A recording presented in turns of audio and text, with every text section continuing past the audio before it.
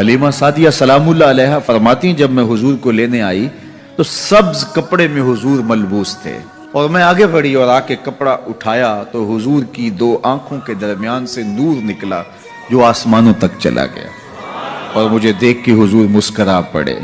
جب حلیمہ سعدیہ آئی تھی تو ان کے پاس کمزور سی اونٹنی تھی جو پیچھے رہ جاتی، آگے والی پھر رک کے ان کو شامل کرتی، پھر وہ پیچھے رہ جاتی، لیکن اب حضور کو لے کے جب چلی تو وہ اتنی سری و رفتار ہو گئی کہ ہم جولیاں کہنے لگی کہ حلیمہ تو نے سواری بدل لی ہے؟ حلیمہ بولتی ہے سواری نہیں، میں نے سوار بدلا ہے، اور اب وہاں پہنچتی ہیں تو گھر میں اجالے آ جاتے۔ باقاعدہ عورتوں نے آ کے حضرت حلیمہ سعدیہ سے پوچھا کہ تم اتنی امیر ہو گئی ہو کہ رات کو بھی چراغ نہیں بجھاتی؟ تو فرمایا آؤ میں تمہیں بتاؤں میرے گھر میں چراغ کون سا ہے۔ حضور پالنے میں تھے، اشارہ کر کے کہا جب سے یہ پیارا گھر میں آیا ہے سارے دیے توڑ دیے۔